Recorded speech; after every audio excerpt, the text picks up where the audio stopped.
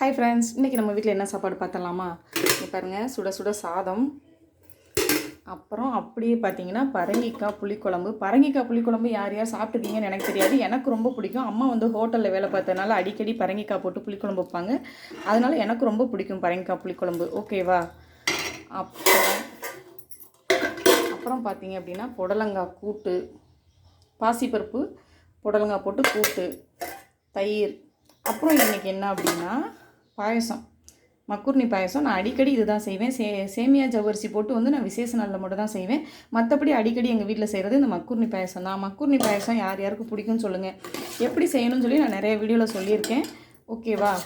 வாங்க எல்லோரும் சாப்பிட்லாம். என் வீடியோ பிடிச்சிருக்கு அப்படின்னா லைக் பண்ணுங்கள், ஷேர் பண்ணுங்கள், மறக்காமல் சப்ஸ்கிரைப் பண்ணுங்கள். அப்புறம் இதில் யார் யாருக்கு பரங்கிக்காய் புளிக்குழம்பு பிடிக்கும், பாசிப்பருப்பு புடலங்காய் போட்டு கூட்டு பிடிக்கும், இந்த பாயசம் பிடிக்குங்கிறத எனக்கு கமெண்டில் வந்து சொல்லுங்கள். ஓகேவா?